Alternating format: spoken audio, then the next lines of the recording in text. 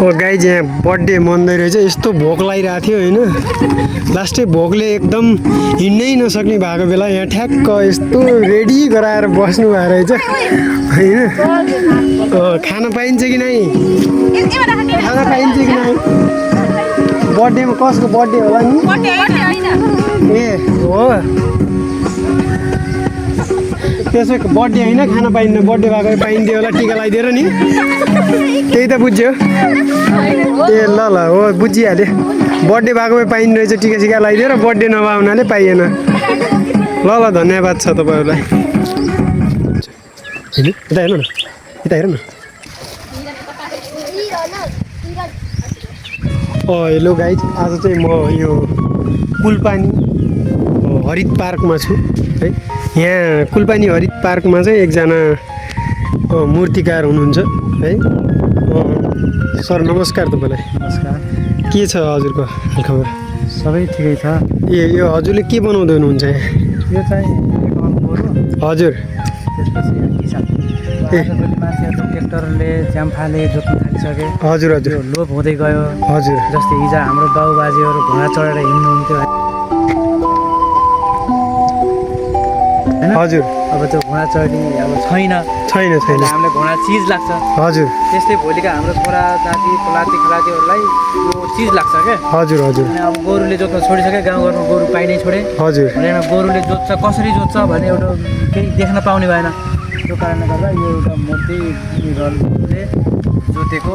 हजुर, हाम्रो पहाडी गोरु अनि पहाडतिरको एउटा किसान बुढो भएको मूर्ति यहाँ बनाउँदैछु। अनि अब यसमा इसाकोट, त्यसपछि गरेर देउडा सुरुवाल, हजुर, कम्मरमा पेटो, हजुर, भएको त्यसपछि यो हलो जुवा सब हेरी बनाएर त्यो चाहिँ हाम्रो साना किसान सहकारी संस्थाले त्यो सानो किसान सहकारी संस्थाको आयोजनामा चाहिँ यो बन्दैछ है।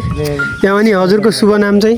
मेरो नाम चाहिँ भीमबहादुर विश्वकर्मा। हजुर, गडवा गाउँपालिका वडा नम्बर 1 यही कुलपानी हरित पार्कै अर्थात् यो बडा निवासी। म पनि यतै छु मान्छे। ए स्थानीय हुनुहुन्छ हजुर। त्यसो भए हजुरले अरू कुन कुन ठाउँमा बनाउनु भएको छ यस्तो? मैले बनाएको तपाईँको यहाँ जति पनि तपाईँ देउखरीमा भएका पार्कहरू जस्तै ग्रिन पार्क, हजुर, अनि भालुवाङको एउटा नयाँ एउटा पार्क बन्दैछ, त्यो पार्कमा, अनि एउटा यहाँ हर्से डाँडामा, अनि यतातिर लगभग धेरै ठाउँहरूमा। त्यसो भए घोराई पनि हजुरले बनाउनु भयो होइन? लखन पार्कमा? लखन पार्कमा मैले अझै काम गरेको छैन। अनि तुलसीपुर घोराईको त्यो आर्मी ब्यारेकभित्रभरि काम गरेको छु। हजुर, ब्यारेकभित्र 2टा सिपाही र एउटा पृथ्वीनारायण शाहको मूर्ति बनाएको छु। साथै तुलसीपुरको गणेश पार्कमा पनि काम गरेको छु, त्यहाँ पनि। ए त्यसो भए हजुर तुलसीपुरमा पनि पाउँछ, लगभग धेरै छ। नेपालमा चाहिँ धेरै सङ्ख्यामा मात्रामा चाहिँ यो देख्न सकिन्छ। एउटा यो हाम्रो नेपालमा पनि धेरै पाउँछ।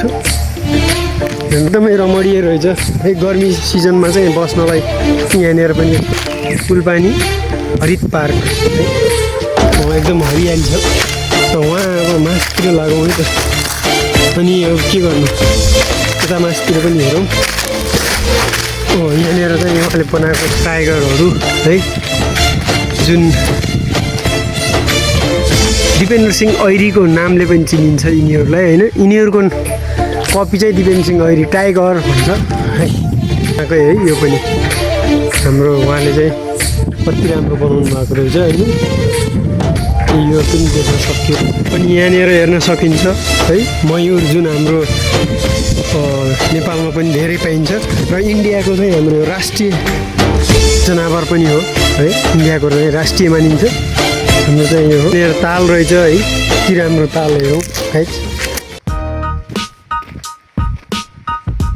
कस्तो राम्रो ठाउँ रहेछ होइन। यहाँ हेर्नु न, तालमा जाँदाखेरि चाहिँ यसरी टक्क पानीहरू होइन। यो चाहिँ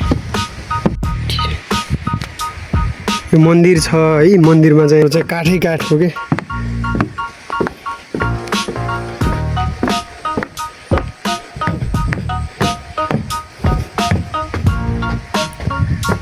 है। यहाँनिर यस्तो मजाको ठाउँ रहेछ। अब यो ठाउँ नै यति राम्रो छ, यति रमणीय छ है। तपाईँले हामीले यहाँनिर चाहिँ हेर्न सकिन्छ है, नागदेवताहरू है।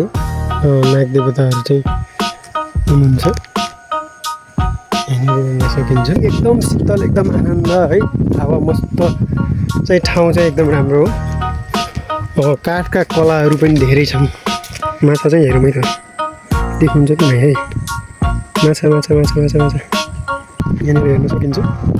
मजाले ठाउँ चाहिँ एकदमै डुङ्गा पनि रहेछ होइन, डुङ्गा थोरै सरल गरेर यहाँ चाहिँ हेरौँ है, यहाँ चाहिँ डुङ्गा पनि रहेछ। बाबु तिमी टिकट काटेर हो कि यत्तिकै? टिकट काटे होइन, किन? चिनिएको लाग्दैन? ल चिनिएकोलाई चाहिँ लाग्दैन अरे होइन। यहाँनिर चाहिँ देख्न सकिन्छ, यहाँनिर यो हिरो है त।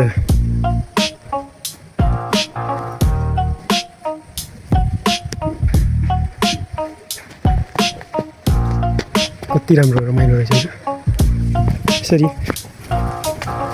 यहाँको कलाहरू।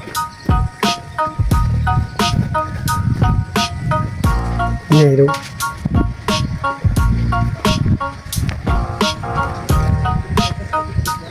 यहाँनिर चाहिँ कस्तो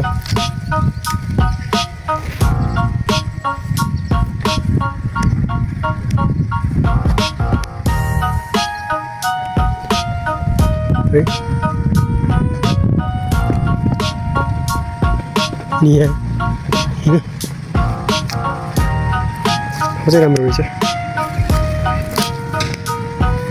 ठाउँ चाहिँ मजाको। शीतल चाहिँ लिनु पऱ्यो, हाँस गर्नु भयो। हेर्नु न यो गुलाबको फुल पुरै गुलाबै गुलाब होइन, यस्तो पुरै यस्तो बगैँचा भन्दाखेरि यति राम्रो।